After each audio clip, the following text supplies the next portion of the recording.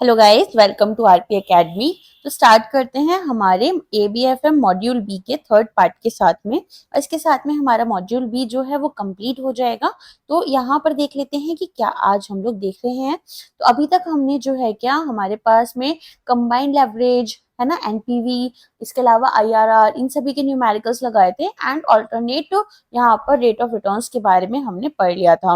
Also अगर आपने वो पार्ट नहीं किया है तो पहले आप वो वाला पार्ट करने की कोशिश करो, इसके बाद ये वाला पार्ट देख लेना। अदरवाइज ये वाला पार्ट देखने के बाद उसे देख लेना, क्योंकि बहुत ज्यादा इंपॉर्टेंट न्यूमेरिकल क्वेश्चंस हमने लास्ट 2 पार्ट्स में कंप्लीट किए हैं। तो चलिए स्टार्ट करते हैं हमारे थर्ड पार्ट के साथ में। तो अभी हम किसके बारे में बात कर रहे हैं? अभी हम बात कर रहे हैं प्रॉफिटेबिलिटी इंडेक्स के बारे में। तो प्रॉफिटेबिलिटी इंडेक्स होता क्या है?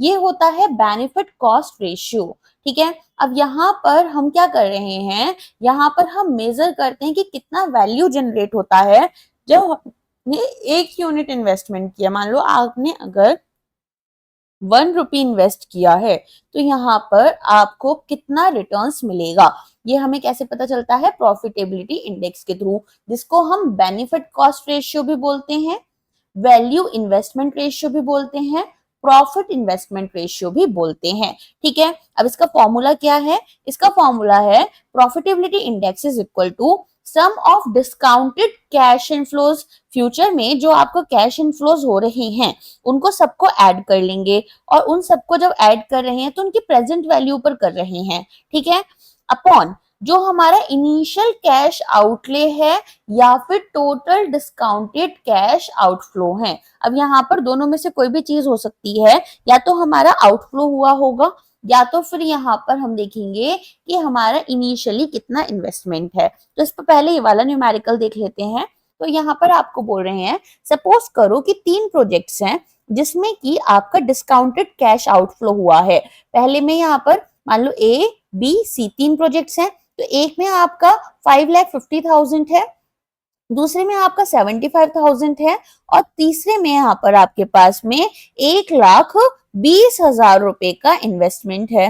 राइट, अब आप क्या करोगे यहाँ पर? अब आपको यहाँ पर बोल रहे हैं 1,20,000 नहीं है, सॉरी, यहाँ पर 1,20,20,000 का आपका इन्वेस्टमेंट जा रहा है। ठीक है, तो यहाँ पर अपन क्या करेंगे, यहाँ पर हम सबसे पहले ये देखेंगे कि हमारे पास में ये तो इनिशियल आउटलेज हो गए, इनकम हमें कितनी हो रही है। तो सम यहाँ पर किस तरह से बताया है, हमें बोला है कि एक में आपके पास में ए प्रोजेक्ट में मान लो 6,50,000 है, बी में हमारे पास 95,000 और सी में हमारे पास में 10,30,000 रुपीज का यहाँ पर इन्वेस्टमेंट हुआ है।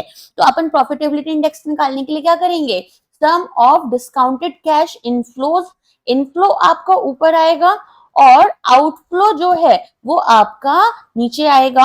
राइट, तो इस तरीके से आप यहाँ पर क्या करोगे, 6,50,000 अपॉन 5,50,000, 95,000 अपॉन 75,000, 1,30,000 अपॉन 1,20,000। ठीक है, तो इससे आपके पास में पीआईज आ जाते हैं।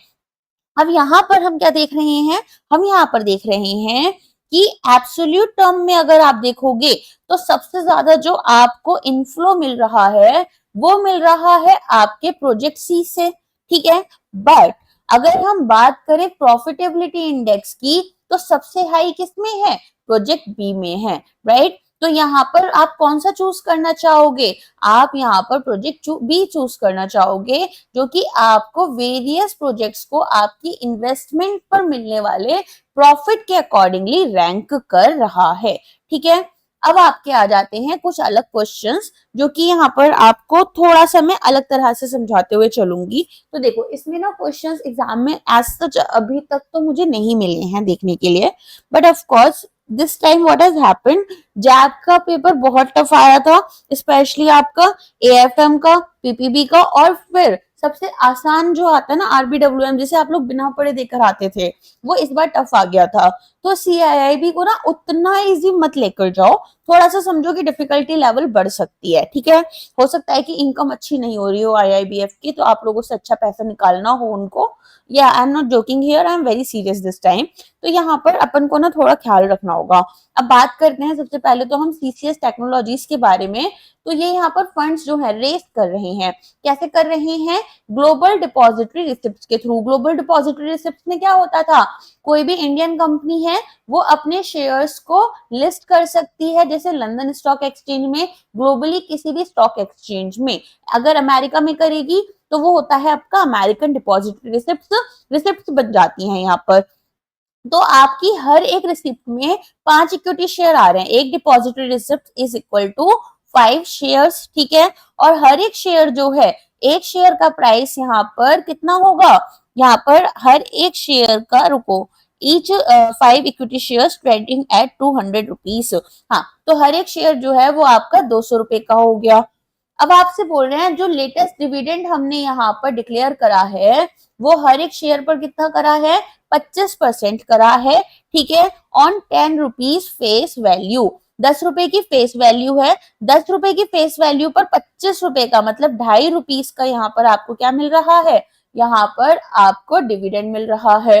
और ये जो डिविडेंड है ये 10% एनुअली बढ़ेगा, मतलब अगले साल आपका जो यहाँ पर डिविडेंड है वो और 10% से बढ़ जाएगा, ठीक है। अब ये बोल रहे हैं अगर इशू कॉस्ट जो है वो 1% है तो what is the cost of equity from GDR. अब आपको जब आप इशू करना चाह रहे हो, इसको यहाँ पर लंदन स्टॉक एक्सचेंज पर इशू करना चाहते हो अपनी कंपनी के शेयर्स को, तो यहाँ पर कितना कॉस्ट लग रहा है, 1% का कॉस्ट लग रहा है, ठीक है। तो अब आपको क्या ध्यान रखना है, अब आपको यहाँ पर बताना है कि कॉस्ट ऑफ इक्विटी क्या है। ये जो 200 रुपीज है ना, मैं इसमें कंफ्यूज हो रही थी, ये एक डिपॉजिटरी रिसिप्ट के ही है, ठीक है। अब आगे देखो, यहाँ पर आपको सबसे पहले बोला है डिविडेंड का, तो डिविडेंड आपका कितना है, 2.5 रुपीज हो गया। 10 रुपए का आपका फेस वैल्यू है शेयर का, इसका 2.5% डिविडेंड दे रहे हैं, तो डिविडेंड हो गया आपका 2.5%। अब जो अगले साल डिविडेंड रहेगा वो आपका कितना रहेगा, वो आपका 10% बढ़ जाएगा। तो हम क्या करेंगे यहाँ पर, हम यहाँ पर 2.5 इंटू 1 प्लस 0.10 के रेट से इसे बढ़ाकर 2.75 रुपीज का डिविडेंड देंगे। फाइन। अब यहाँ पर जो नेट प्रोसीड्स है उसकी बात हो रही है कि हमारे पास में यहाँ पर 200 रुपए का तो शेयर है और जो इशू में कॉस्ट लगी है वो 1% की लगी है, तो अपन को ये कितने का रहेगा, यहाँ पर 200 इंटू 1 माइनस 0.01, ठीक है। तो इससे हमारे पास में नेट प्रोसीड आ गई। अब आपको बतानी है कॉस्ट ऑफ इक्विटी या कॉस्ट ऑफ शेयर क्या रहेगा। तो कॉस्ट ऑफ शेयर के लिए सबसे पहले तो आप कितना डिविडेंड दे रहे हो, आप डिविडेंड दोगे यहाँ पर 2.75 का। इसके अलावा यहाँ पर आप क्या देख रहे हो कि आपके लिए नेट प्रोसीड कितनी है, नेट प्रोसीड आपके लिए रहेगी 198 रुपीज की, प्लस यहाँ पर क्या करोगे, जी इसमें ऐड कर दोगे, ठीक है। तो जी क्या है आपका, जी आपका डिविडेंड का रेट है, तो आपने इसको भी ऐड कर दिया, इससे आपका आंसर कितना आएगा, 11.39। अब एक क्वेश्चन पूछो कि मैम ये कॉस्ट ऑफ इक्विटी हमने एक साल के बाद का क्यों लिया है। तो आपको याद होगा मैंने बीएफएम में भी बताया था कि जो ग्लोबल डिपॉजिटरी रिसिप्ट होती हैं, ठीक है, मिनिमम एक साल के लिए आपको उसको क्या करना पड़ता है, लिस्ट करना पड़ता है। एक साल से कम के लिए आप उसे लिस्ट नहीं करते हो, राइट। अब नेक्स्ट क्वेश्चन यहाँ पर देखो, इसी में ना ये बहुत बड़ी सी केस स्टडी है, मैंने बुक से थोड़ा ब्रेक कर कर पार्ट्स में कर दिया है, ओके। ये अगेन क्वेश्चन आपको एग्जाम में आ चुका है, यूएस से रिलेटेड, अपन को चाइना से रिलेटेड पढ़ रहे हैं। अब चाइना से मुझे कोई प्यार नहीं है, बुक में ऐसा ही दे रखा है, ठीक है। तो इंटरेस्ट रेट इंडिया में जो है वो आपके हैं 12%, ठीक है, और जो चाइना में है वो है आपके 10%। अब आपको यहाँ पर बोल रहे हैं कि यहाँ पर जो करेंट स्पॉट रेट है वो आपका कितना चल रहा है, यहाँ पर वो आपका चल रहा है 9.50 चाइनीज युआन, ठीक है। युआन होती है इनकी करेंसी, युआन, येन होती है जापान की, युआन होती है चाइना की, याद रखना, ठीक है। चलो, अब ये चाइनीज युआन जो है वो आपके लिए कितने का पड़ रहा है, 9.50 का पड़ रहा है। तो एक्सपेक्टेड एक्सचेंज रेट 2 साल के बाद कितने रहेंगे। अब इसे कैसे निकालते हैं, इसमें बहुत सिंपल फॉर्मूला है। फॉर्मूला आपका क्या है कि आपका जो भी अभी स्पॉट रेट चल रहा है इन जिस भी कंट्री का, आपको यहाँ पर इन्फ्लेशन रेट या इंटरेस्ट रेट्स दे रखी हैं, ठीक है। तो चाइना का आपको कितना दे रखा है, आपको दे रखा है 10%, तो 0.10 अपॉन क्या करोगे, 1 प्लस 0.12। अब देखो यहाँ पर लगेगी पार, पार कैसे लगेगी, अगर एक उसके लिए साल के लिए बोलते हैं तो यहाँ पर 1 साल आ जाएगा, अगर 2 बोलते हैं तो 2 साल आ जाएगा। तो n इज इक्वल टू यहाँ पर टाइम पीरियड। यहाँ आता है आपका स्पॉट रेट, यहाँ आता है आपका जो भी आप रेट लेकर चल रहे हो फॉरेन करेंसी का, और यहाँ इंडियन करेंसी का रेट चलता है। ऐसे याद रख लेना, ठीक है। इस पर से क्वेश्चन आ चुका है, थोड़ा इंपॉर्टेंट है, और अभी तक मतलब 4 क्वेश्चंस ऐसे हैं जो कि इस पर आ चुके हैं प्रीवियस ईयर क्वेश्चंस में। तो हर उसमें एग्जाम में CIIB के हर एक एग्जाम में एक क्वेश्चन इसी पर आता है। तो यूएस के ऊपर आता है यूजुअली, तो यूएस का आप लिख लेना, ठीक है। चलो अब यहाँ पर क्या बोल रहे हैं, eight the end of the project, जब आपका प्रोजेक्ट कंप्लीट हो चुका है तो यहाँ पर लैंड का प्राइस दे रखा है फिक्स्ड एसेट, ठीक है। इसके बाद में आपको क्या बोल रखा है, 30 लाख का, यहाँ पर 30 लाख युआन का आपका लैंड है। इसके अलावा यहाँ पर क्या है, 35 लाख रुपीस का आपका क्या बैठेगा, यहाँ पर इसको इन्होंने बेचा है, 5 लाख का प्रॉफिट बनाया है बेसिकली।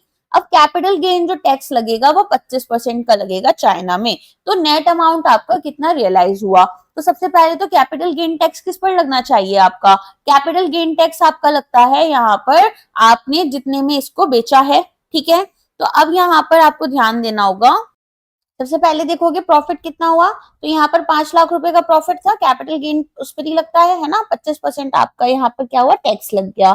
तो टैक्स लगने के बाद में उतना अमाउंट मुझे पे करना पड़ेगा, ठीक है। तो ओवरऑल मान लो मैंने कोई सामान बेचा 10 रुपए का और 2 रुपए का टैक्स दे दिया, तो मेरे पास कितने रुपीस बचे, यहाँ पर 8 रुपए बचे। तो सेम आपका यहाँ पर नेट रियलाइजेशन आ जाता है कि इतना मुझे नेट रियलाइजेशन होने वाला है। अब एक चीज और दिया उन्होंने कि ऑफिस कॉम्प्लेक्स था जिसका यहाँ पर वर्थ जो है वो आपका 15 लाख रुपए है, सॉरी युआन है, और ये डेप्रिशिएट हो जाता है टू जीरो, जीरो यहाँ पर इसकी वैल्यू है। लेकिन यहाँ पर हमने इसको भी बेच दिया 5 लाख रुपए में, टैक्स रेट लगा है 25% का, ठीक है। तो नेट गेन रियलाइज कितना होगा, तो सबसे पहले क्या देखोगे कि भाई फुल अमाउंट जो यहाँ पर हमारी टैक्सेबल है वो हमें पता होनी चाहिए। हमने यहाँ पर इसको बेचा है 5 लाख रुपए में, क्यों बेचा है, क्योंकि ये तो यहाँ पर जीरो वैल्यू का था, जीरो वैल्यू की चीज मैंने 5 लाख रुपए में बेची है। तो यहाँ पर अगर कोई सामान मैंने जीरो वैल्यू का 5 लाख रुपए में बेचा है तो ऑफ कोर्स यहाँ पर मुझे अच्छा प्रॉफिट हो गया, है ना। अब इस पर मैं क्या करूंगी, इस पर मैं टैक्स देखूंगी कि कितना टैक्स मेरा लगना चाहिए।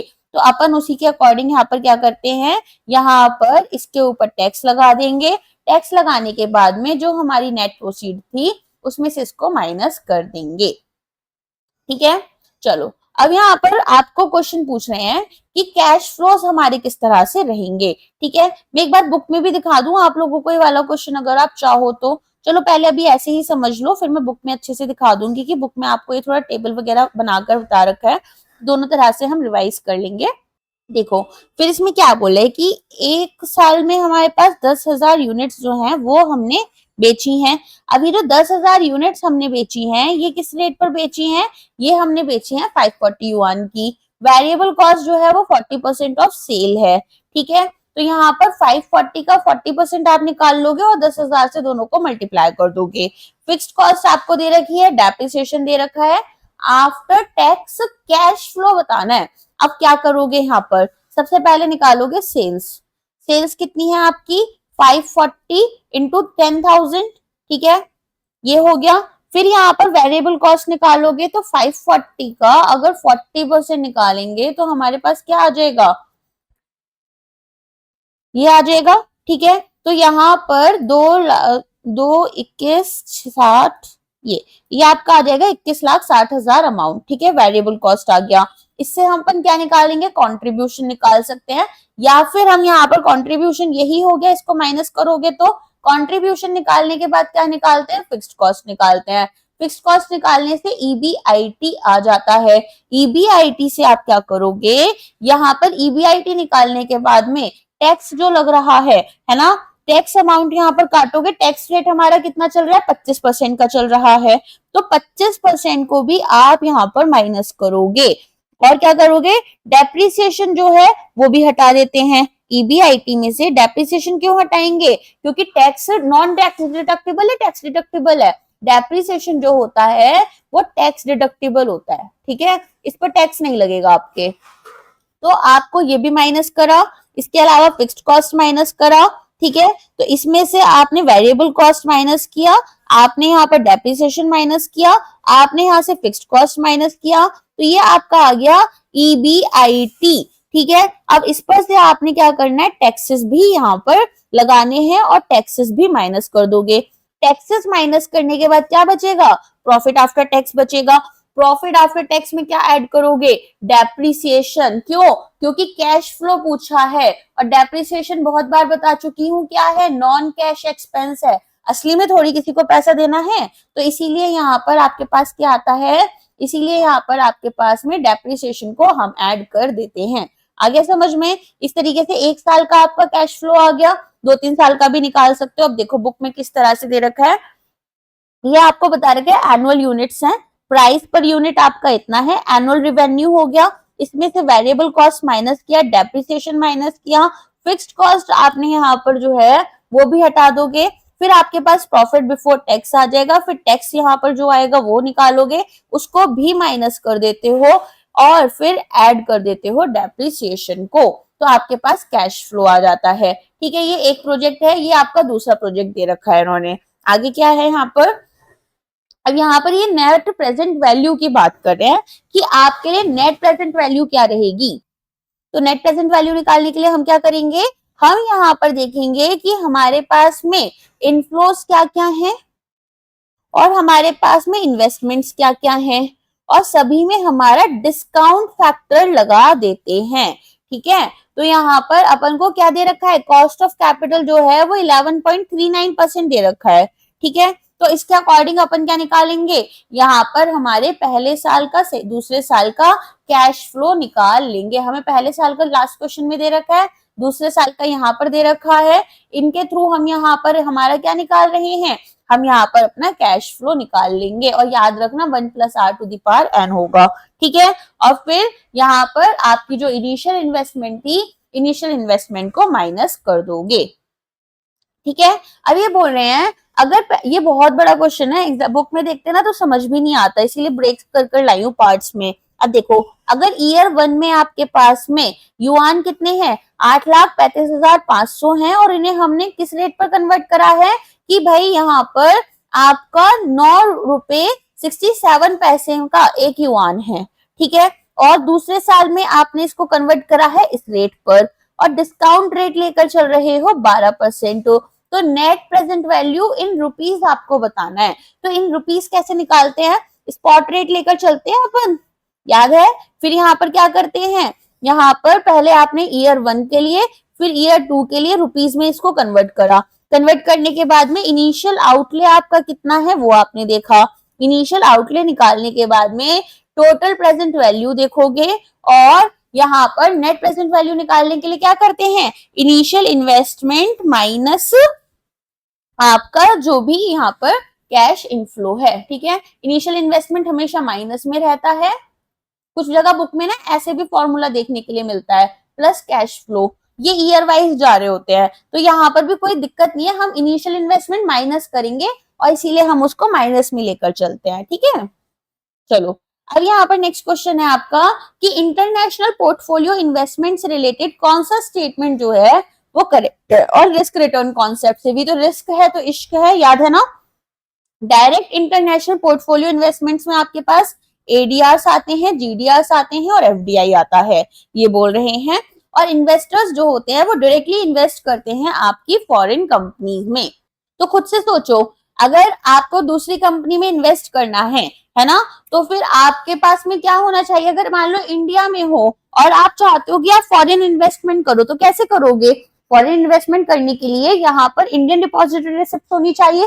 जैसे माइक्रोसॉफ्ट इंडिया में अगर चाहती है कि इंडियंस इन्वेस्ट करें, तो उसको क्या करना पड़ेगा, इंडियन डिपॉजिटरी रिसिप्ट खरीदनी पड़ेगी। तो बात तो सही है, फॉरेन डायरेक्ट इन्वेस्टमेंट आपको पता ही है।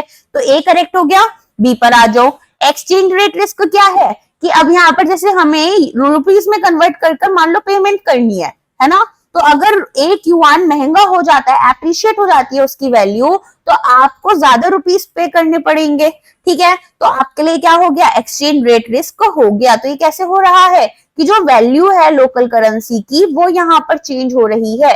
क्यों हो रही है, क्योंकि ग्लोबल और लोकल इकोनॉमिक या पॉलिटिकल इवेंट्स देखने के लिए मिल रहे हैं, बिल्कुल सही है। तीसरा यहाँ पर कैपिम के बारे में बात कर रहे हैं कि कैपिम जो है वो हेल्प कर रहा है pricing risky securities by estimating expected returns. यहाँ पर आप क्या कर रहे हो, यहाँ पर देख रहे हो कि जो रिस्की सिक्योरिटीज है उनका प्राइस क्या होगा, ठीक है। और कैसे कर रहे हो, यहाँ पर एस्टिमेट करोगे कि कितना रिटर्न्स हमें मिलने चाहिए, बेस्ड सोलली लिखा है यहाँ पर, अकेले किस पर, यहाँ पर ऑन टोटल रिस्क। तो सोलली आप एक ही चीज पर यहाँ पर डिपेंडेंट रहोगे नहीं, आप बहुत सारी चीजें यहाँ पर देखकर चलते हो। इनडायरेक्ट फॉरेन इन्वेस्टमेंट जो है वो made through intermediaries like mutual funds, ETF, है ना। तो हम क्या कर सकते हैं, म्यूचुअल फंड्स में भी इन्वेस्टमेंट कर सकते हैं और दूसरी कंपनीज के शेयर खरीद सकते हैं। तो यहाँ पर हमने डायरेक्टली उनके शेयर्स नहीं खरीदे, या फिर यहाँ पर हमारे पास में क्या हो सकता है, एक्सचेंज ट्रेडेड फंड्स भी हो सकते हैं। तो ऑफ कोर्स ये भी स्टेटमेंट करेक्ट है। तो आपका ए बी डी करेक्ट हो जाएगा, सी आपका इनकरेक्ट है। यहाँ पर कैपिम जो है वो सिस्टमेटिक रिस्क लेकर चलेगा, मार्केट रिस्क को लेकर चल रहा होता है, ठीक है। तो यहाँ पर आपको डायरेक्ट इन्वेस्टमेंट के और इनडायरेक्ट इन्वेस्टमेंट्स के फॉर्मूले भी दे रखे हैं, ठीक है। एडीआर जीडीआर आपको पता ही है क्या होते हैं, और यहाँ पर एफडीआई भी आपको पता है। अगर आपको नहीं पता तो एक बार बता देती हूँ, 10% ऑफ लिस्टेड कंपनीज के शेयर अगर आप खरीदते हो, या फिर यहाँ पर अनलिस्टेड कंपनी के शेयर खरीदते हो, और once an FDI always an FDI होता है, ठीक है।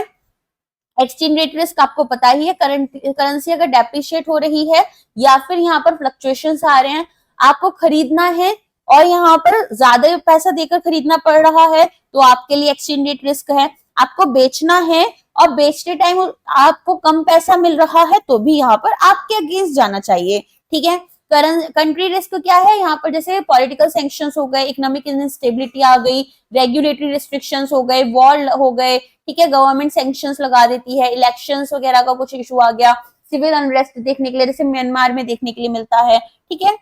अच्छा, इंडिया में भी आजकल मणिपुर में बहुत ज्यादा देखने के लिए मिलता है। तो अगर यहाँ पर आईएनआर डेप्रिशिएट हो रही है और आपकी इन्वेस्टमेंट डॉलर्स में है तो वैल्यू जो रुपीस की है, ठीक है, रुपी के टर्म्स में, वो भी आपके लिए नुकसान हो जाएगा क्योंकि वो यहाँ पर अब गिर रही है, ठीक है। Return and risk of foreign investment, तो यहाँ पर हमारे पास क्या है, लिक्विडिटी। जितनी ज्यादा लिक्विडिटी होती है उतने ही लोअर रिटर्न्स है। क्यों? क्योंकि मतलब आपका जो कैश है वो खाली पड़ा हुआ है, यूज नहीं आ रहा। सिक्योरिटी ऑफ इन्वेस्टमेंट, सिक्योर्ड होते हैं तो लोअर रिटर्न्स देते हैं, जैसे मॉर्गेज वगैरह में जितना ज्यादा रिस्क उतना ज्यादा रिटर्न्स। तो अगर सिक्योर्ड हो तो कम रिस्क है, कम रिस्क है तो कम रिटर्न है, ठीक है।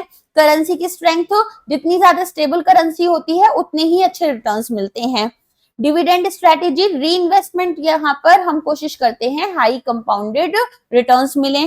कंट्री की इकोनॉमिक मैनेजमेंट की बात करें तो वेल मैनेज्ड इकोनॉमीज आपको देखने के लिए मिलती हैं, ठीक है। तो फॉरेन इन्वेस्टमेंट रिस्क जो है वो क्या है, domestic risk plus exchange risk plus यहाँ पर कंट्री रिस्क, ठीक है।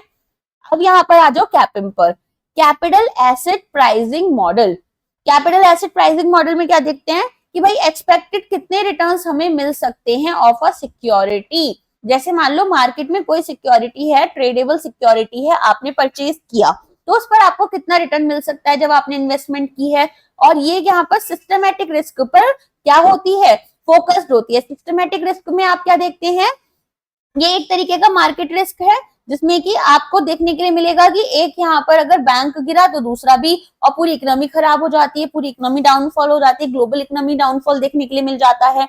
अब ये इंपॉर्टेंट है फॉर्मूला, ये आते हैं इस पर क्वेश्चंस, कैसे निकालते हैं इसको।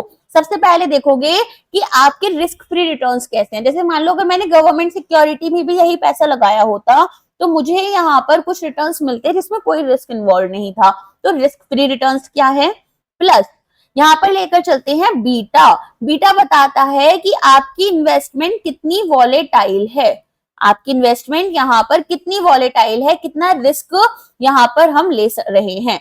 और इनटू क्या करते हैं, यहाँ पर मार्केट रिटर्न्स हमें कितने मिल रहे हैं, माइनस मार्केट रिस्क का यहाँ पर हम क्या देखते हैं, यहाँ पर रिस्क फ्री रिटर्न्स को माइनस कर देते हैं। तो ये हमें बताता है कि मार्केट रिस्क लेने पर जो हमें प्रीमियम मिल रहा है, देखो बहुत सिंपल है ये, इसको पहले ऐसे समझो कि एक तो है भाई हमें रिस्क फ्री रिटर्न्स कितने मिल रहे हैं, और एक जो हम रिस्क ले रहे हैं उससे हमें यहाँ पर कितने रिटर्न्स मिल रहे हैं, कितना प्रीमियम मिल रहा है।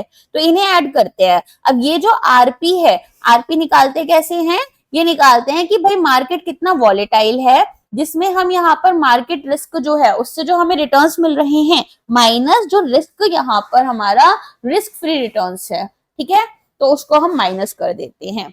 आगे समझ में, अगर यहाँ पर बीटा 1 है, बीटा की वैल्यू क्या है, अगर बीटा की वैल्यू 1 है तो ऐसी सिचुएशन में बोलेंगे कि जितना मार्केट वॉलेटाइल है उतनी ही हमारी इन्वेस्टमेंट है।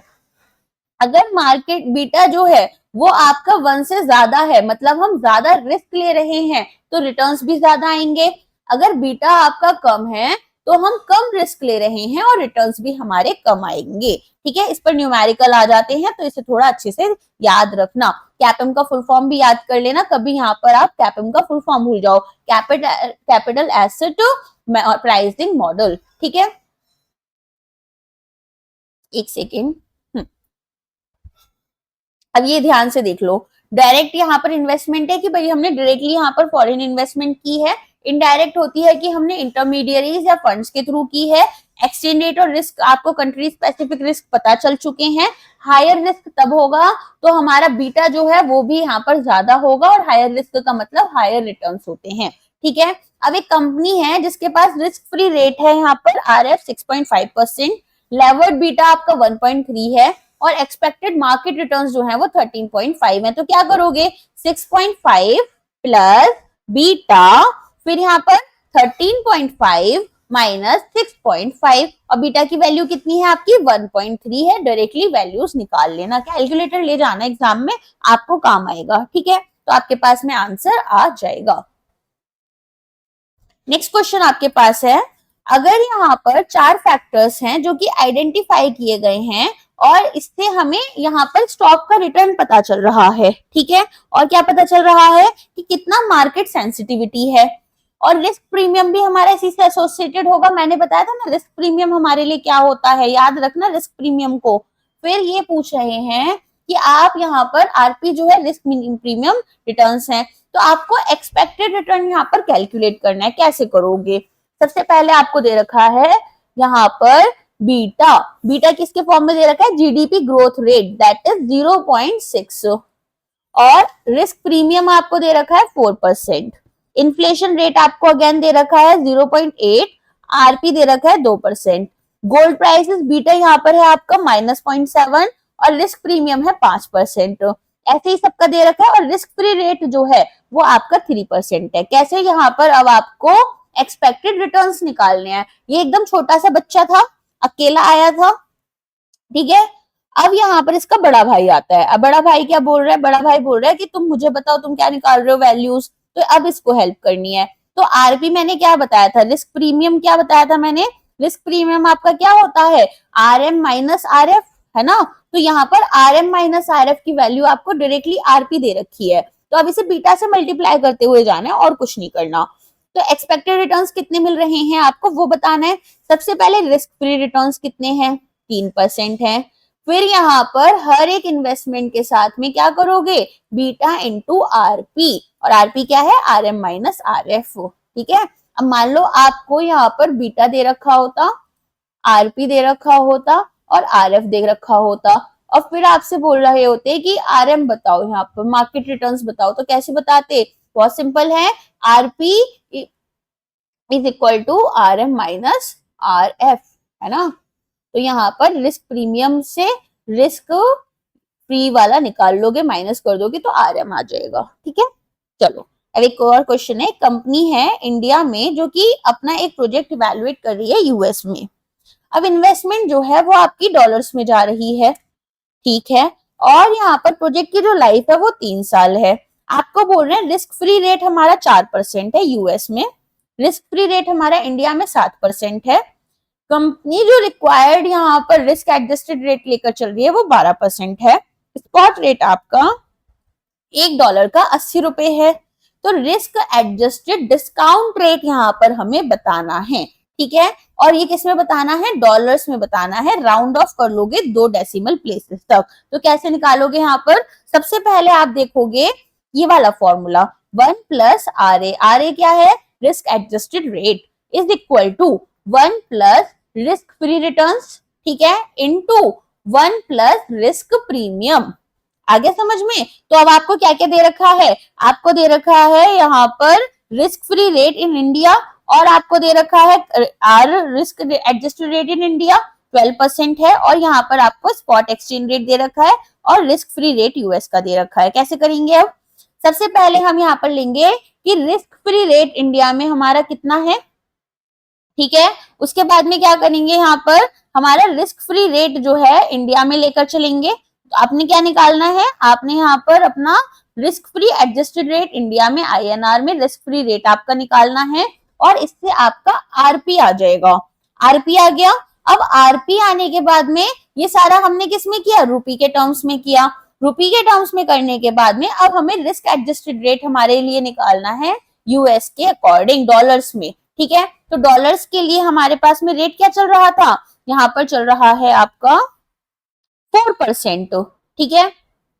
तो क्या करोगे, अब सेम फॉर्मूले में यूएस वाली चीजें लगा दोगे। तो ये आपका कितना हो गया, ये आपका यहाँ पर आ जाएगा 0.041 plus into 1 plus RP. RP तो सेम ही रहेगा दोनों केस में, है ना। तो यहाँ पर ये आपके पास आंसर आ जाएगा 1.0467 आपका इसमें ऐड हो जाएगा। देखो दोबारा समझाती हूँ क्या हुआ है, बहुत सिंपल है। हमें दो चीजें दे रखी है, एक रुपीज में हमें बता रखा है रिस्क फ्री यहाँ पर रेट क्या है हमारा, जो कि था हमारा 0.07, है ना। और एक हमें बता रखा है कि हमारे पास में आर ए जो है risk adjusted returns Indian rupees में वो है हमारे 0.12। अब हमें निकालना है सबसे पहले आरपी कितना होगा। तो हमने कैसे निकालना है, 1 plus R A is equal to 1 plus RP और 1 प्लस आर एफ, ठीक है। अब रिस्क फ्री रेट हमें इंडिया का कितना दे रखा था, ये हमें दे रखा है यहाँ पर 7% ही है ना, हाँ 7% ही है, बस यही कंफर्म करना था। ये हमें दे रखा है 1 प्लस 0.07 और ये हमें दे रखा है 1.0.12, ठीक है। अब ये इससे निकालोगे आरपी, 1 प्लस आरपी निकाल लो चाहे तो। अब 1 प्लस आरपी निकालने के बाद में अब रिस्क प्रीमियम जो है वो तो सेम ही रहेगा, चाहे वो इंडियन करेंसी में निकालो चाहे वो डॉलर करेंसी में निकालो। अब क्या करोगे, डॉलर्स में यहाँ पर रिस्क एडजस्टेड रेट निकालना है। तो वो कैसे निकलेगा, 1 प्लस आरपी जो हमने इससे निकाला इनटू 1 प्लस रिस्क यहाँ पर हमारा आरएम। आरएम कौन सा वाला, डॉलर्स वाला, और डॉलर्स का हमें इन्होंने अलग से दे रखा था, ठीक है। तो उस वैल्यू को हम पुट कर देंगे 0.04। तो इससे हमारे पास में क्या आ जाएगा, risk adjusted rate in dollars, ठीक है। अब नेक्स्ट क्वेश्चन है कि आप सेम डेटा यूज करो और यहाँ पर स्पॉट रेट जो है वो USD to INR at the end of year 3 निकालो। तो कैसे निकालना था, स्पॉट रेट इनटू क्या था आपका 1 प्लस यहाँ पर इंटरेस्ट रेट हमारा किसका था, सबसे पहले था हमारा यूएस का अपॉन हमारा इंडिया का, ठीक है। तो इसको हम क्या कर रहे हैं, सिमिलरली पुट कर देंगे। तो एक्सचेंज रेट फैक्टर हमें निकालना है। अब एसओ हमें दे रखा है 80 रुपए का, ठीक है। और यहाँ पर एक्सचेंज रेट फैक्टर हमारा कितना है, 1 प्लस 0.07 अपॉन 1 प्लस 0.04, ठीक है। तो इसको हम इस तरीके से निकाल लेंगे। आगे समझ में क्या करा है हमने, हमें यहाँ पर क्या निकालना था, हमें यहाँ पर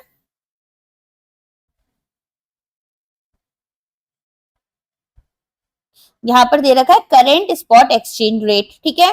तो करेंट स्पॉट एक्सचेंज रेट को हम डायरेक्टली हमारे फॉर्मूले में वैल्यूज पुट कर कर निकाल लेंगे, ठीक है। इसका फॉर्मूला एक बार ऐसे लिख सकते हैं, स्पॉट रेट जिस भी टाइम का हमें चाहिए इनटू स्पॉट रेट जो करेंटली चल रहा है 1 प्लस हमारे पास में जो भी स्पॉट रेट है अभी होम करेंसी का, और जो हमारे पास में रिस्क रिलेटेड है हमारा फॉरेन करेंसी का, ठीक है।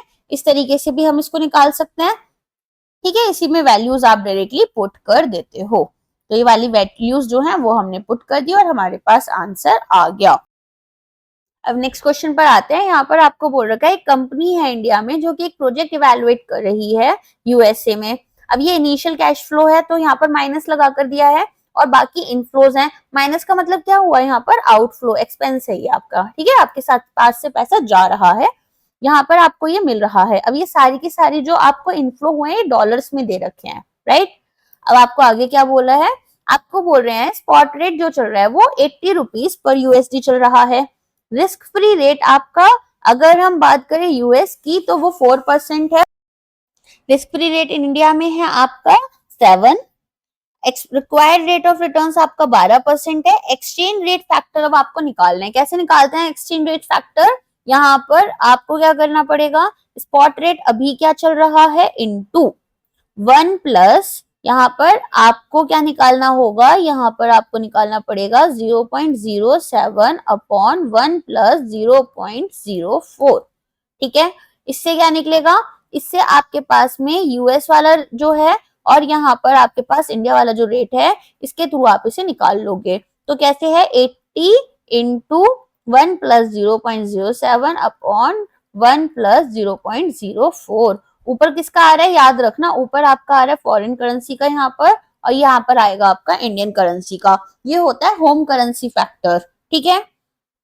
और यहाँ पर फिर आपका डिस्काउंट रेट उन्होंने बता रखा है 12% का, कोई दिक्कत नहीं है। और यूएसडी डिस्काउंटिंग रेट निकालना पड़ेगा। अब वो कैसे निकालते हो आप, वो आप सिंपली निकालोगे कि यहाँ पर 1 plus R A is equal to 1 plus R P into 1 plus R M, है ना। तो आपके पास में 1 प्लस आर ए कितना दे रखा है, 0.12 दे रखा है। और यहाँ पर आपके पास में क्या दे रखा है, रिस्क फ्री रेट इंडिया वाला जो दे रखा है वो आपको यहाँ पर 7% दे रखा है। तो इससे आपकी वैल्यूज आएंगी। तो इससे आपको क्या मिलेगा, 1 प्लस आरपी मिल जाएगा और आरपी इंडिया और यूएस में दोनों में सेम रहेगा, ठीक है।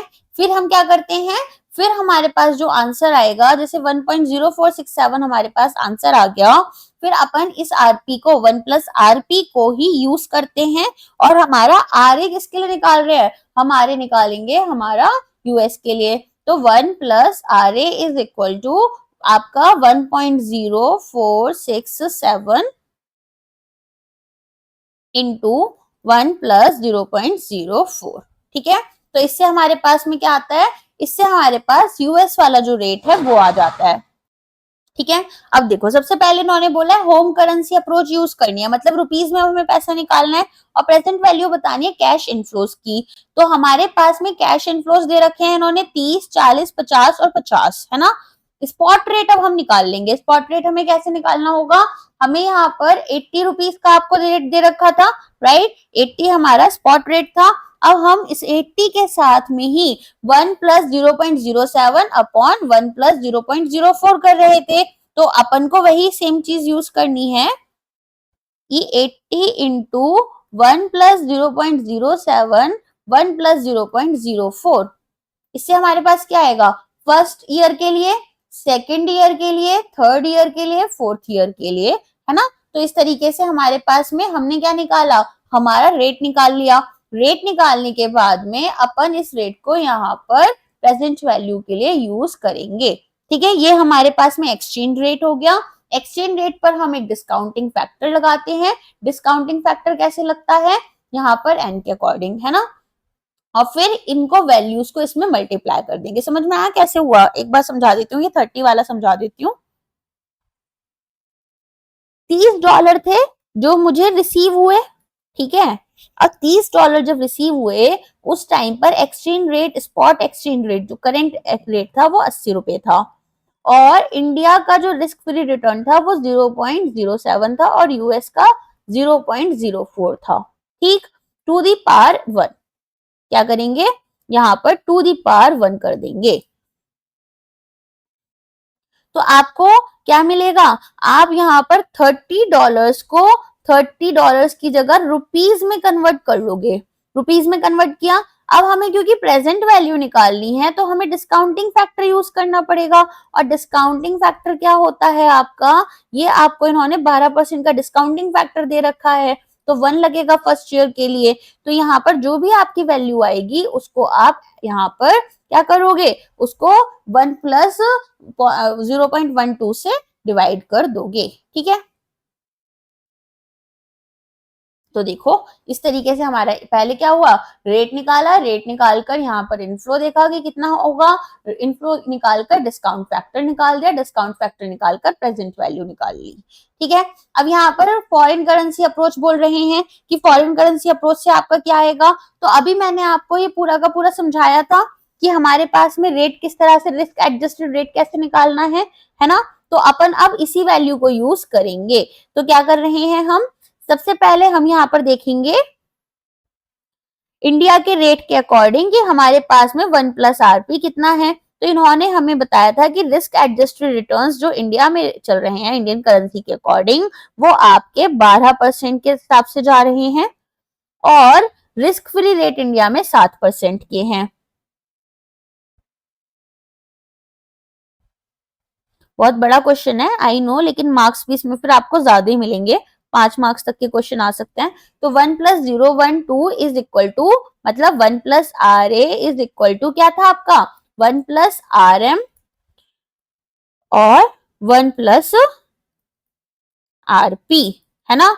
तो अपन अब इसी को लगाएंगे वैल्यूज में, डायरेक्टली वैल्यूज क्या है करेंगे, वैल्यूज में इसको पुट कर देंगे। तो डायरेक्टली वैल्यूज में पुट करने से हमें आंसर मिल जाएगा। आरपी निकालने के लिए क्या करोगे, अब यहाँ पर ये आपका आरएम कितना है, 0.07 है ना। तो अपन क्या करेंगे, यहाँ पर 1.12 अपॉन 1.07 निकाल लेंगे। तो ये हमारे पास कितना आएगा, एक सेकेंड ना मैं कैलकुलेटर से वैल्यू निकाल लूं। 1.12 डिवाइडेड बाय 1.07, तो ये हो गया आपका 1.04672, ठीक है। ये आ गई आपकी वैल्यू। अब क्या करोगे, अब ये जो 1 प्लस आरपी है इसी से आप यहाँ पर डॉलर के लिए निकालोगे। तो कैसे निकालोगे, 1 plus R A is equal to 1 plus RP 1.0467 into 1 plus यहाँ पर जो हमारा रेट चल रहा है यूएस डॉलर का वो दे रखा है 0.04, ठीक है। तो इसको इससे मल्टीप्लाई कर देंगे 1.04, तो आपके पास वैल्यूज क्या आ जाएंगी, आपका डिस्काउंटिंग रेट आ गया 1.088, ठीक है। अब क्या करोगे, अब सीधे वैल्यूज पुट करते जाओगे, 30 अपॉन 1.088 पहले साल के लिए, दूसरे साल के लिए 1.088 का स्क्वायर, तीसरे साल के लिए 1.088 का क्यूब, ठीक है। इस तरीके से आपकी वैल्यूज आ जाएंगी। एक बार इसकी पीडीएफ पर हमने आरपीआई एकेडमी के एप्लीकेशन पर डाल दूंगी, डाउनलोड करना, और प्लीज एक बार इसको देख लेना। और मैं यही वाली पीडीएफ डालूंगी जिससे मैं आपको पढ़ा रही हूँ, ताकि आपको एनोटेशन के साथ में मिल जाए।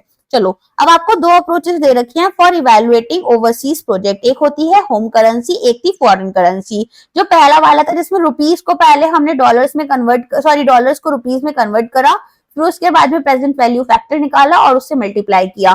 तो हम सभी को यहाँ पर फ्यूचर स्पॉट रेट्स के अकॉर्डिंग कन्वर्ट करते हैं। यहाँ पर जैसी करेंसी दे रखी है वैसा ही यूज करेंगे। यहाँ पर डोमेस्टिक रिस्क एडजस्टेड रेट लेते हैं, यहाँ पर फॉरेन लेते हैं, ठीक है। ये रुपीज में आएगा और ये आपका यहाँ पर डॉलर्स में आएगा। नेक्स्ट क्वेश्चन है, प्रोजेक्ट लाइफ आपको 4 साल दे रखी है, इन्वेस्टमेंट आपको 100 लाख की दे रखी है, कैश इनफ्लो आपको अगेन ये वाले ही, अच्छा ये क्वेश्चन सेम ही है आपका। तो यहाँ पर रिस्क एडजस्टेड रेट आपको दे रखे हैं। ओके, पे बैक पीरियड निकालना है, सॉरी सेम नहीं है।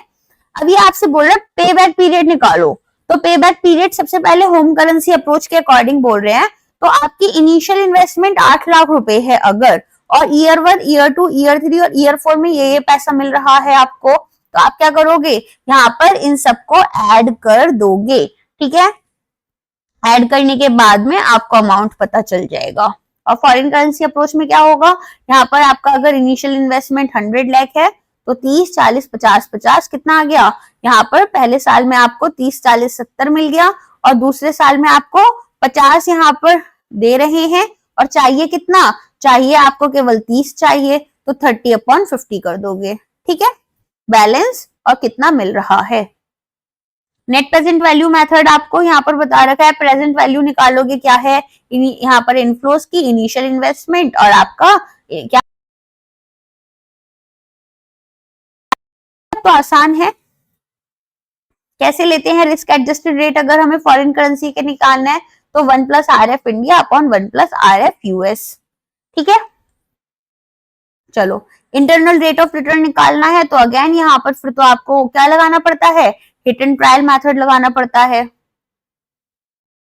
प्रॉफिटेबिलिटी इंडेक्स हमने देख ही लिया है, क्या होता है प्रॉफिटेबिलिटी इंडेक्स, यहाँ पर जो भी हमारे पास में यहाँ पर समेशन होता है डिस्काउंटेड कैश इनफ्लोस का, वो आप लेकर चलते हो अपॉन यहाँ पर क्या करते हो, कितना आपका इन्वेस्टमेंट हुआ है उसका भी क्या कर रहे थे, उसका भी हम डिस्काउंटेड वैल्यू लेकर चलते हैं या इनिशियल इन्वेस्टमेंट लेकर चलते हैं, ठीक है।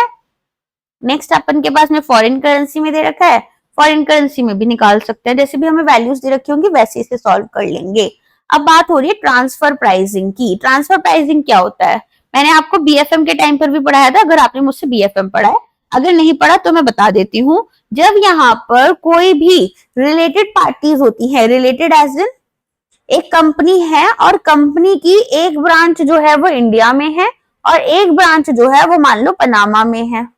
अब पनामा में ये जो ब्रांच खोली गई है वो स्पेशली यहाँ पर टैक्स हेवन बनाकर खोली गई है कि हमें यहाँ पर टैक्सेस कम पे करने पड़ते हैं, तो हमने क्या किया, इनके साथ में ट्रांजेक्शन दिखाया और कम टैक्सेस पे करे, ठीक है। तो ये होता है टैक्सेस से चोरी करने के लिए, तो इसीलिए हमारे पास ट्रांसफर प्राइसिंग बेसिकली ये बात है कि हम ऐसा नहीं करते, हम जिस प्राइस पर अपने नॉर्मल कस्टमर को सामान बेचेंगे उसी प्राइस पर हमारी रिलेटेड एंटिटीज को भी बेचेंगे। तो रिलेटेड पार्टीज को, और कस्टमर कौन हो गए, हमारे अनरिलेटेड पार्टीज हो गए, दोनों को सेम रेट पर सामान बेचा जा रहा है, ठीक है।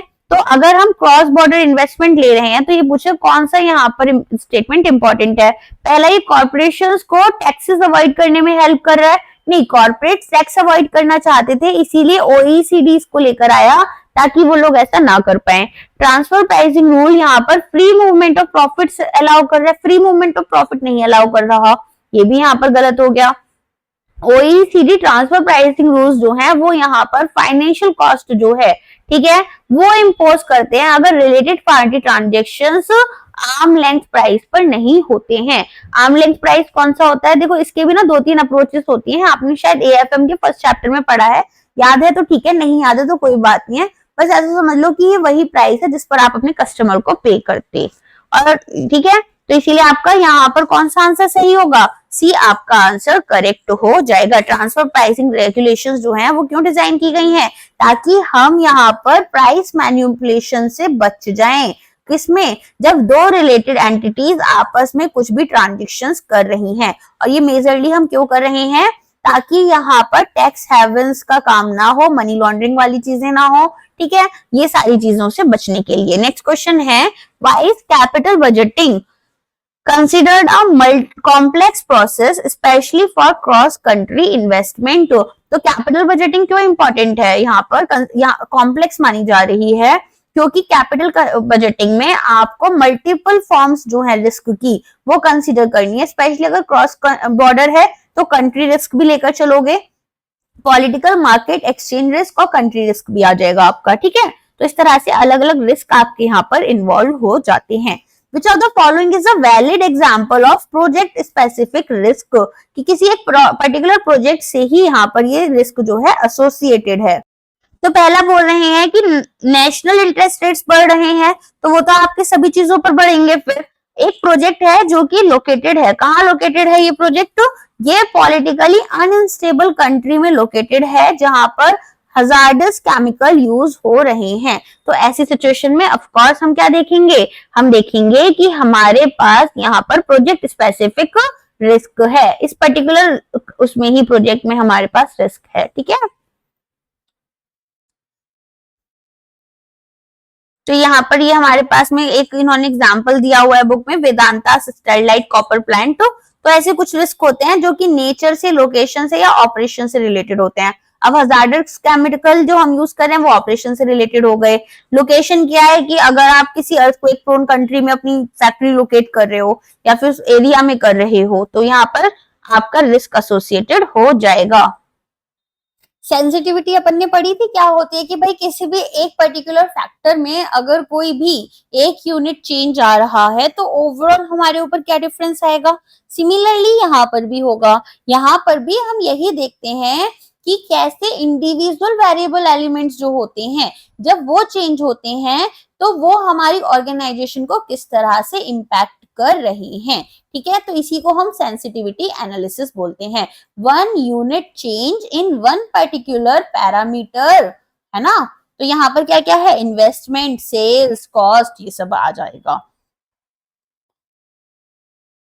अब आ जाओ न्यूमेरिकल पर। क्या न्यूमेरिकल है, ये बोल रहे हैं इनिशियल कैपिटल कॉस्ट आपकी ये है, एनुअल यूनिट सेल्स आपकी ये है, सेलिंग प्राइस ये है, वेरिएबल कॉस्ट ये है, फिक्स्ड कॉस्ट ये है, डिस्काउंट रेट आपका 6% का है। सबसे पहले नेट वैल्यू निकालनी है, नेट प्रेजेंट वैल्यू आपको, और अज्यूम करो कि टैक्स रेट जो है वो 0 है। अब नेट प्रेजेंट वैल्यू निकालने के लिए क्या करेंगे, इनिशियल कॉस्ट इन्वेस्टमेंट को तो माइनस करेंगे, लेकिन साथ में यहाँ पर अपनी बाकी कॉस्ट भी देखोगे। तो सबसे पहले क्या करना है, सबसे पहले सेलिंग प्राइस में से वेरिएबल कॉस्ट निकालते हैं तो कंट्रीब्यूशन आता है, रटवा दे रही हूं मैं इसको, कंट्रीब्यूशन में से फिक्स्ड कॉस्ट निकालते हैं तो ईबीआईटी आता है ना। तो यहाँ पर कंट्रीब्यूशन पर यूनिट आपके पास में आ जाएगा, कितना आ रहा है, 50 रुपए आ रहा है। नंबर ऑफ यूनिट सोल्ड आपकी 5 करोड़ है, तो टोटल कंट्रीब्यूशन निकाल लिया, टोटल कंट्रीब्यूशन में से फिक्स्ड कॉस्ट निकाल ली, फिक्स्ड कॉस्ट को माइनस करेंगे तो यहाँ पर हमारे पास में अर्निंग या इनकम आ जाती है। और क्योंकि यहाँ पर टैक्सेस वगैरह की बात ही नहीं हो रही तो इतने पर ही रुक जाएंगे, टैक्स हमारा 0 माना गया है। फाइन, बहुत अच्छी बात है। अब ये हमने निकाल लिया, नेट प्रेजेंट वैल्यू हमारी क्या होगी। ठीक है, अब ये क्या बोल रहे हैं, इसके बाद में ये आपसे बोल रहे हैं कि यहाँ पर कैलकुलेशन करनी है नेट प्रेजेंट वैल्यू की, तो फैक्टर आप यहाँ पर तो 1 ही लेकर जा रहे हो, पर ईयर आपको 200 करोड़ रुपए मिल रहे हैं, बहुत अच्छी बात है। अब यहाँ पर सबसे बड़ी चीज क्या है कि डिस्काउंट फैक्टर आपका अलग अलग लगता है। कैसे लगता है, 1 + r⁴n, तो पहले साल में 1, दूसरे साल में 2, तीसरे में 3, है ना, ऐसे कर कर ही लगेगा। तो अपन को अब यहाँ पर इन्होंने जो डिस्काउंट फैक्टर दे रखा था वो 6% दे रखा था, तो ये क्या निकालेंगे, 1 + 0.06 की पावर 1 निकाल लो पहले, और फिर यहाँ पर कैसे करोगे, फिर यहाँ पर इसी को 1.06 की पावर 2, 3, इस तरीके से इसको निकाल लोगे। निकालने के बाद में आपको आंसर मिल जाएगा। मिल गया आंसर, प्रेजेंट वैल्यूज आपकी सारी निकल गई। ठीक है, अब इनिशियल इन्वेस्टमेंट को माइनस कर देते हैं और हमारे पास ओवरऑल इन तीनों को ऐड करते हैं। ठीक है, मतलब हर एक साल की जो एनुअल कैश फ्लोज थे, इनफ्लोज जो आ रहे थे, इनकम जो थी, उन्हें ऐड करते हैं और इनिशियल इन्वेस्टमेंट माइनस कर देते हैं, तो नेट प्रेजेंट वैल्यू आ गई। अब दूसरा क्वेश्चन क्या था, कंप्यूट द इम्पैक्ट, यहाँ सेंसिटिविटी निकालनी है कि कंसीडर करो 2.5% का एडवर्स वेरिएंस हो रहा है हर एक वेरिएबल में, तो कौन से वेरिएबल के ऊपर मैक्सिमम इफेक्ट आएगा। एडवर्स वेरिएंस का मतलब क्या है, सबसे पहले तो अनफेवरेबल, जो आप चाहते नहीं हो। ठीक है, अब आप यहाँ पर कंपनी हो, ए लिमिटेड एक कंपनी हो, तो आपके ऊपर अगर एडवर्स वेरिएंस चेंज हो रहा है तो वो इन्वेस्टमेंट में भी चेंज होगा, तो 400 करोड़ की जगह आपको कम इन्वेस्टमेंट मिलेगी, -2.5। जो आपकी सेल्स हो रही है वो भी कम पैसे में होगी, जो आपकी वेरिएबल कॉस्ट है वो इंक्रीज हो जाएगी। अगर मेरा खर्चा ज्यादा होगा एज एन ऑर्गेनाइजेशन तो मेरा प्रॉफिट कम होगा, अगर मेरी सेल्स कम होगी तो मेरा प्रॉफिट कम होगा। ऐसे ही अपने जितने भी फैक्टर्स हैं उन्हें 2.5% कम करते हुए जाओ। कैसे जाओगे, सेलिंग प्राइस आप मानकर चलो 2.5% कम हो गया, वेरिएबल कॉस्ट बढ़ जाएंगी आपकी 2.5% से। ठीक है, कंट्रीब्यूशन पर यूनिट अब आप निकालोगे कि भाई कंट्रीब्यूशन पर यूनिट मेरा कितना बैठ रहा है, तो वो आपको यहाँ पर डिफरेंस से मिल जाएगा। मिल गया। नेक्स्ट क्या कर रहे हो यहाँ पर, अब आप देखोगे कि कितनी यूनिट्स आपकी बेची गई हैं, उनके अकॉर्डिंग यहाँ पर कंट्रीब्यूशन निकाला, फिक्स्ड कॉस्ट जो है। ठीक है, अब कॉस्ट आपकी बढ़ेगी ना, कॉस्ट क्यों बढ़ रही है, क्योंकि यहाँ पर आपके अगेंस्ट चीजें हो रही हैं, तो कॉस्ट आप बढ़ा दो, कॉस्ट आपकी बढ़ गई, फिक्स्ड कॉस्ट जो। ठीक है, अब नेट कैश इनफ्लो जो है वो आप निकालोगे कि कितना होगा, तो कंट्रीब्यूशन में से फिक्स्ड कॉस्ट को माइनस कर दोगे। अब आप ये सोच रहे होगे ये 4 तरह की टेबल्स क्यों बनी है? ये 4 तरह की टेबल्स बनी है क्योंकि इन्होंने ये पूछा है कौन सा फैक्टर जो है, ठीक है, सबसे ज्यादा इम्पैक्ट करेगा। तो हमने एक बार एक चीज ली है कि भाई हमारी जो इनिशियल इन्वेस्टमेंट है वो यहाँ पर इनिशियल कॉस्ट जो है वो बढ़ गई। एक जगह हमने लिया कि सेलिंग प्राइस हमारे कम हो गए, एक जगह हमने लिया वेरिएबल कॉस्ट बढ़ गई, एक जगह हमने लिया हमारी फिक्स्ड कॉस्ट बढ़ गई। तो इस तरीके से हम इसे लेते हुए जा रहे हैं, ठीक है। और यहाँ पर यूनिट सोल्ड, तो ये इस तरह से हमने क्या करा है, इसको निकाला है। ऑल्दो अगर मैं बात करूं यहाँ पर कि अपन तो एक ही में क्वेश्चन को सॉल्व करेंगे, आपसे हर एक फैक्टर पूछेंगे नहीं, इतना लंबा क्वेश्चन नहीं देंगे एग्जाम में, तो इसीलिए हम एक फैक्टर निकालेंगे। और यहाँ पर आपको बस याद रहना है कि आपकी जो कॉस्ट, इनपुट कॉस्ट जो है, इनपुट कॉस्ट कौन सी है, एक है वेरिएबल कॉस्ट, एक है फिक्स्ड कॉस्ट। ये तो बढ़ेगी, सेल आपकी कम होगी अगर आपके अगेंस्ट जा रही हैं चीजें, ठीक है। तो उसी के अकॉर्डिंग आप इसको निकाल लोगे। और इनिशियल कैपिटल कॉस्ट जो है वो अगर हम बात करें तो यहाँ पर वो भी आपकी एक बार बढ़ जाती है, ठीक है। चलो अभी वाला क्वेश्चन देखो। एक यहाँ पर कंपनी है 400 करोड़ रुपए लगाए हैं, 5 करोड़ यूनिट्स यहाँ पर बेच रही है, 100 रुपए पर एक यूनिट, ठीक है। वेरिएबल कॉस्ट ये है, फिक्स कॉस्ट पूरी 1 साल की ये है, प्रोजेक्ट की लाइफ 3 साल है, डिस्काउंट रेट 6% है। तब कैसे करते हैं, कंट्रीब्यूशन निकालोगे, टोटल कंट्रीब्यूशन ले लोगे, नेट कैश इनफ्लो देख लोगे कितना आ रहा है, और यहाँ पर पीवी फैक्टर यूज कर लेते हैं, ठीक है। पीवी फैक्टर्स यूज करने के बाद में अपनी नेट इन्वेस्टमेंट्स यहाँ पर देख लेंगे और क्या करोगे, नेट प्रेजेंट वैल्यू निकाल लोगे। अगर सेलिंग प्राइस गिर जाता है तो यहाँ पर न्यू एनपीवी क्या आएगा, इस तरह के क्वेश्चन एग्जाम में आपके पास उस टेबल से आ सकते हैं, ठीक है। चलो अब ये देखो, ये बहुत इंपॉर्टेंट सा केस स्टडी है, ऑल्दो आने के चांसेस कम है बट आ गए तो फिर अगेन 3-4 नंबर का क्वेश्चन आएगा। तो ये ना इन्होंने 3 केस दे रखे हैं। 3 केस क्या है कि वर्स्ट केस में भाई मेरे को यहाँ पर ये सिचुएशन बैठेगी कि इस तरह से कैश इनफ्लोज हो रहे हैं, और मोस्ट लाइकली कि भाई एक्चुअल में जो होंगे वो ये वाले हैं। और अगर बेस्ट सिचुएशन हुई मेरे साथ, सब कुछ बहुत बेहतरीन गया, तो मुझे इतना इतना इनकम मिल रहा होगा। अब ये बोल रहे हैं कि आपको नेट प्रेजेंट वैल्यू निकालनी है हर एक सिनेरियो की, बेस्ड ऑन द अजम्पशन कि यहाँ पर जो कॉस्ट ऑफ कैपिटल है आपकी, ठीक है, वो 9% पर है, और XYZ लिमिटेड जो है ये 1+R जो है ये आपका कितना दे रखा है, 0.09 लगाओगे। फिर यहाँ पर और क्या बोल रखा है कि यहाँ पर पहले 2 साल जो हैं इसमें तो आपका मोस्ट लाइकली है, ठीक है, मोस्ट लाइकली वाला आप जाएगा पहले 2 साल में कैश इनफ्लो, तो पहला 1 साल और दूसरा साल में ये इनफ्लो है। लेकिन जो तीसरा साल है, ठीक है, तीसरे साल में हम थोड़े से अनसर्टेन हैं, तो हम मानकर चलेंगे कि वर्स्ट केस सिनेरियो रहेगा। वर्स्ट केस में हमें कितना यहाँ पे इनकम मिल रही है, 700 की। तो ये आपकी 3 साल की इनकम हो गई, ईयर 1, ईयर 2 और ईयर 3।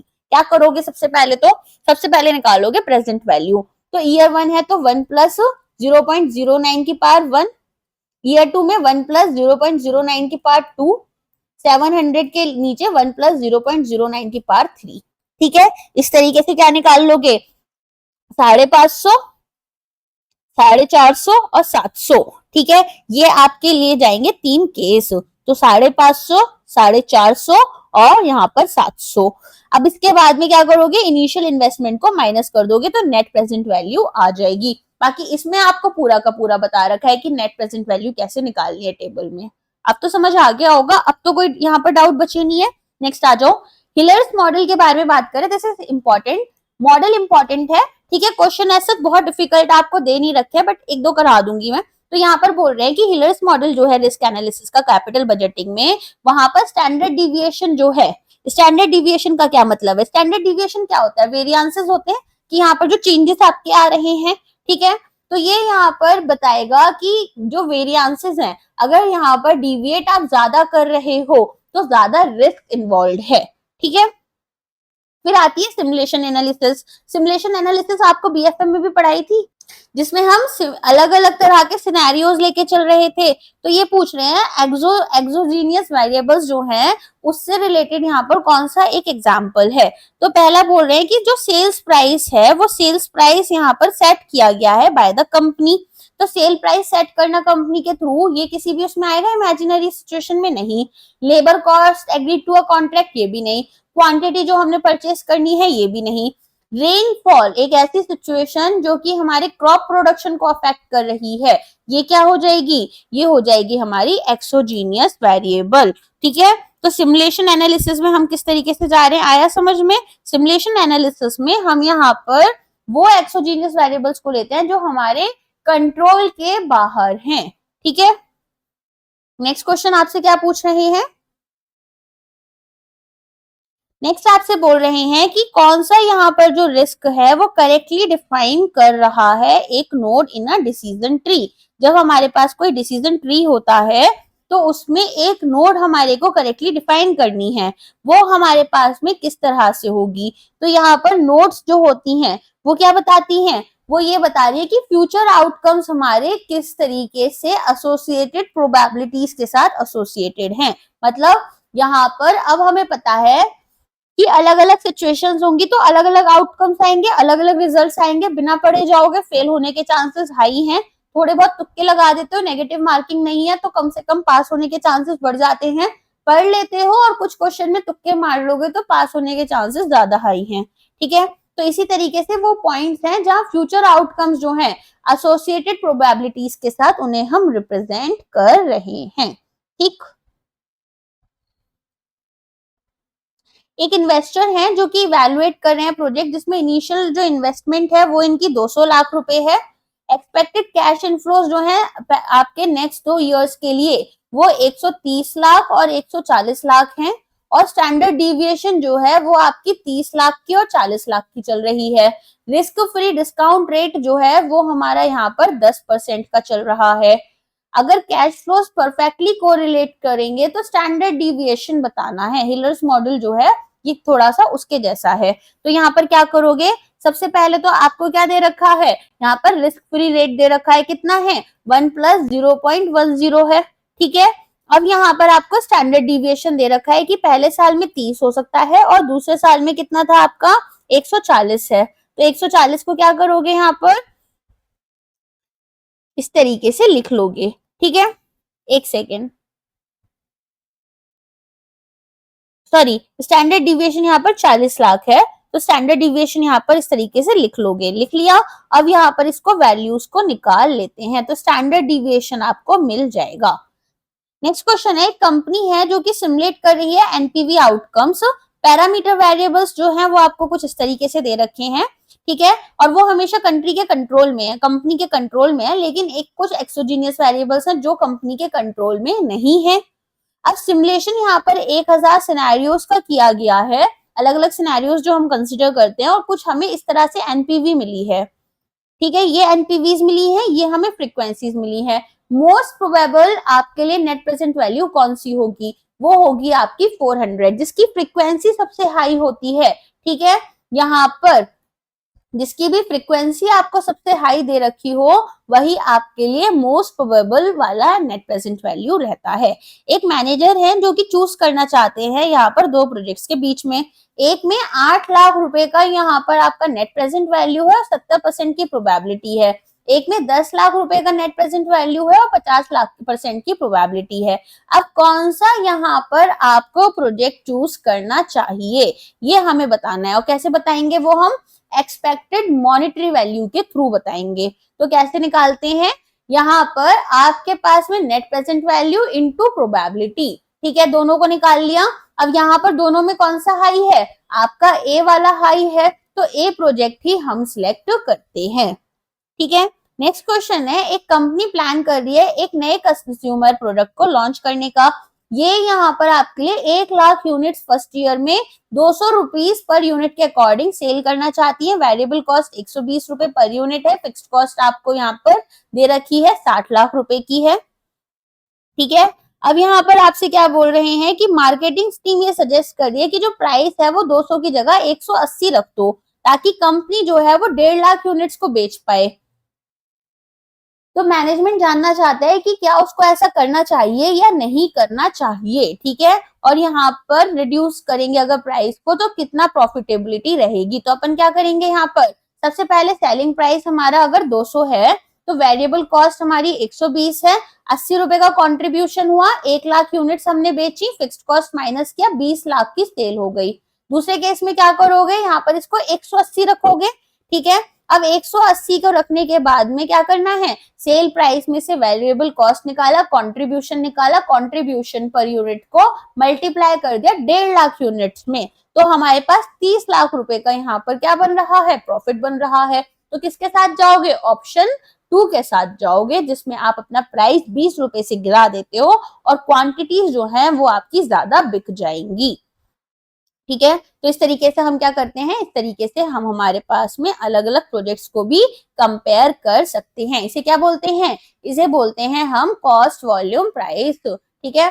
तो यहाँ पर आपके पास में कंपेयर करोगे प्रॉफिटेबिलिटी को by evaluating change in price volume, आपके कंट्रीब्यूशन और प्रॉफिट्स के बाद में, ठीक है। तो हो सकता है कि लोअर पर यूनिट कंट्रीब्यूशन है लेकिन हायर वॉल्यूम, ज्यादा यूनिट्स बेचने की वजह से ज्यादा टोटल प्रॉफिट आपको मिल जाए। अब ब्रेक इवन पॉइंट और प्रॉफिट पर मंथ की बात हो रही है, तो सबसे पहले हम इसे कैसे कैलकुलेट कर सकते हैं, traditional CVP method, selling price में से वेरिएबल कॉस्ट माइनस करो तो कंट्रीब्यूशन आता है, कंट्रीब्यूशन में से फिक्स्ड कॉस्ट माइनस करो तो आपके पास में प्रोडक्शन जो है वो बता दिया है इतना होगा, और इसे अपन टोटल कंट्रीब्यूशन निकाल लेंगे। तो fixed cost upon contribution per unit क्या बताता है, ब्रेक इवन पॉइंट बताता है। प्रॉफिट पर मंथ करने के लिए क्या करोगे, यहाँ पर फिक्स्ड कॉस्ट आपकी कितनी है इनटू आप यहाँ पर कितना कंट्रीब्यूशन लेकर चल रहे हो, माइनस यहाँ पर आपका मंथली प्रोडक्शन कितने यूनिट्स का है, ठीक है। ये सारा चीजें निकाल लिया तो आपको आंसर मिल जाएगा। एक्टिविटी बेस्ड कॉस्ट में क्या होगा, एक्टिविटी क्या होता है, एबीसी कॉस्टिंग याद है, एएफएम में पढ़ी थी, जिसमें हम सारी कॉस्ट इन्वॉल्व कर कर चलते हैं।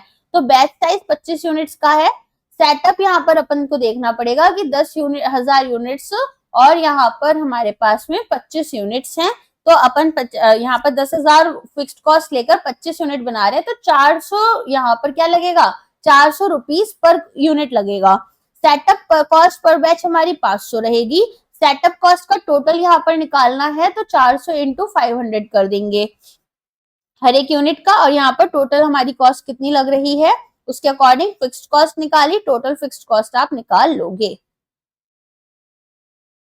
फिर ब्रेक इवन निकालोगे, प्रॉफिट पर मंथ निकालोगे, ठीक है। ये इतना इंपॉर्टेंट तो है नहीं वैसे।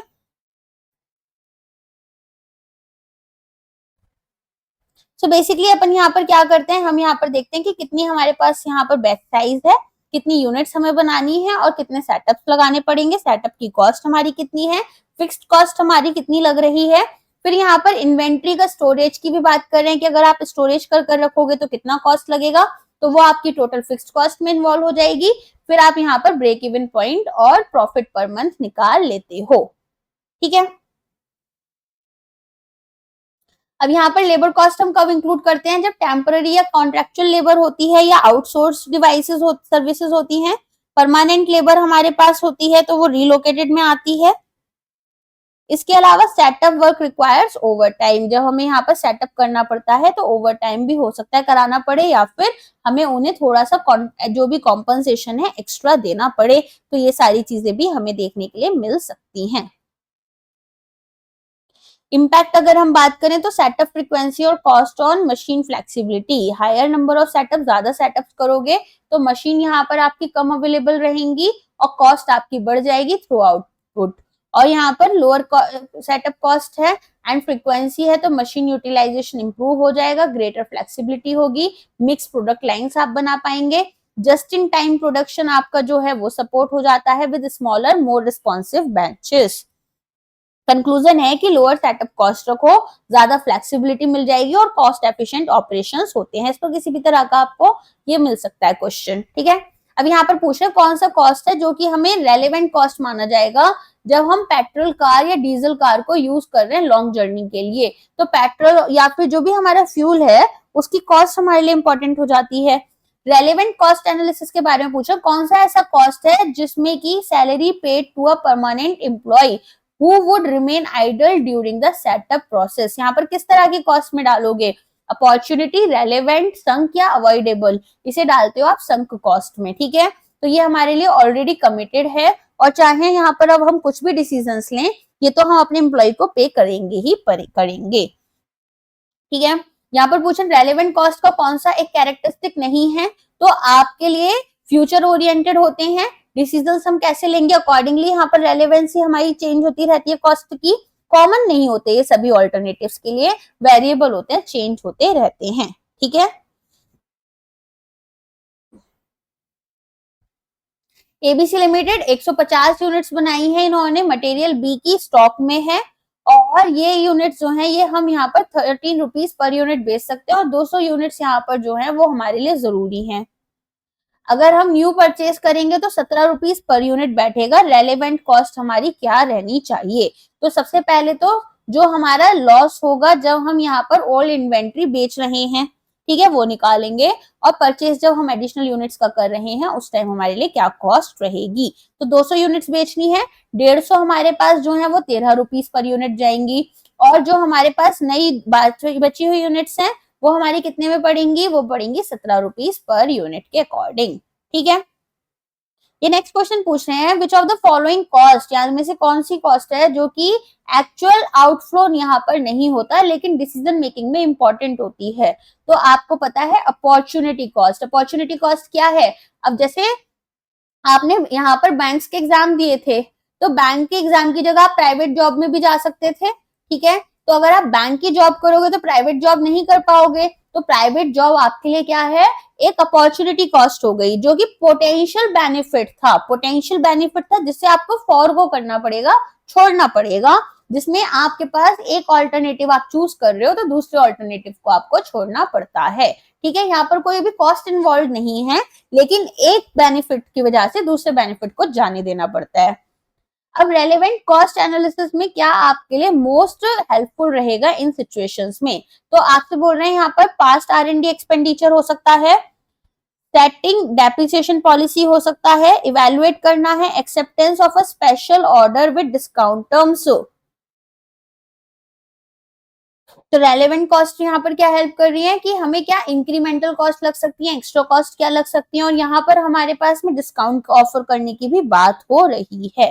ठीक है, नेक्स्ट है आपके लिए अवॉइडेबल कॉस्ट कौन सी रहेंगी, तो वो कॉस्ट यहाँ पर जो कि तभी अक्कर होती है अगर कोई डिसीजन जो है वो हमने लिया होता है। ठीक है, तो यहाँ पर available cost are incurred only if when a specific decision is made, जैसे कि हमने नया सेटअप यहाँ पर लेना है, एक्स्ट्रा स्टोरेज करना है, स्पेशल कंपोनेंट रखना है, तो ही यहाँ पर हमारी कॉस्ट लगेगी, अदरवाइज ये कॉस्ट अवॉइडेबल रहती है।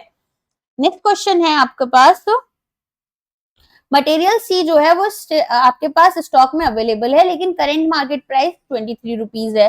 अब 100 यूनिट्स यहाँ पर जो है वो हमें चाहिए, अब हमारे पास कितनी है, 90 यूनिट्स हैं, तो रेलेवेंट कॉस्ट हमारे लिए क्या रहेगी, तो आप क्या करोगे यहाँ पर करेंट रिप्लेसमेंट कॉस्ट यूज करोगे, हिस्टोरिकल कॉस्ट यूज नहीं करोगे, और क्योंकि आपको ये वाली यूनिट्स का सस्ते में पड़ेंगी तो आप इनको ही परचेज कर लोगे।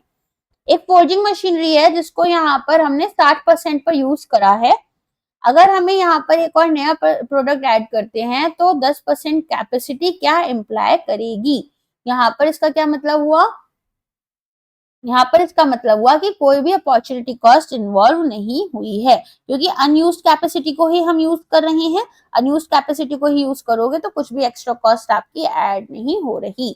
मतलब 100 मशीन बना सकती है, 100 यूनिट्स बना सकती है एक मशीन, आपने 60 यूनिट्स ही बनवाई तो 10 यूनिट्स और अगर आपने बनवा भी ली तो उस मशीन पर तो कोई खास फर्क आएगा नहीं, कोई एक्स्ट्रा कॉस्ट भी नहीं लगेगी। अब यहाँ पर मेक और बाय डिसीजन से रिलेटेड है। मेक और बाय क्या होता है, देखो अगर आप कोई सामान खरीदते हो तो यहाँ पर पैकेजिंग उसकी आप बाहर से भी करा सकते हो, अपने यहाँ भी कर सकते हो। अगर आप एक छोटी फर्म हो तो आपको यहाँ पर नई नई मशीन्स खरीदना थोड़ा महंगा पड़ेगा तो आप आउटसोर्स कर देते हो, लेकिन अगर आप एक बड़ी फर्म हो तो आप क्या सोचते हो कि ठीक है हम अपने यहाँ पर ही ये काम कर लें, तो ये होता है मेक और बाय डिसीजन। तो यहाँ पर हमारे पास में पूछना है कि कौन सा एक रेलेवेंट कॉस्ट है, तो वेरिएबल प्रोडक्शन कॉस्ट जो है वो हमारी यहाँ पर रेलेवेंट हो जाती है, क्योंकि ये डिसीजन हम क्या ले रहे हैं अकॉर्डिंगली चेंज होती हैं, और ये वेरिएबल कॉस्ट ही होती है। पैकेजिंग कॉस्ट है, इनपुट कॉस्ट है आपकी, तो यहाँ पर 10 यूनिट्स बनाओगे तो 10 रुपीज यहाँ पर ज्यादा जाएंगे, और 1 यूनिट बनाओगे तो 1 रुपया ज्यादा लगेगा आपका। ठीक है, चलो आज के लिए बस इतना ही था। आई होप आपको लेक्चर समझ में आया होगा, सभी तरह के न्यूमेरिकल्स आपको अच्छे से समझ में आ गए होंगे। कोई डाउट है तो वो आप पूछ सकते हैं कमेंट सेक्शन में। बाकी चैनल को सब्सक्राइब कर लेना, वीडियो को लाइक करना बिल्कुल मत भूलना, और वीडियो कैसा लगा आपको वो भी कमेंट सेक्शन में बताना मत भूलना। Thank you.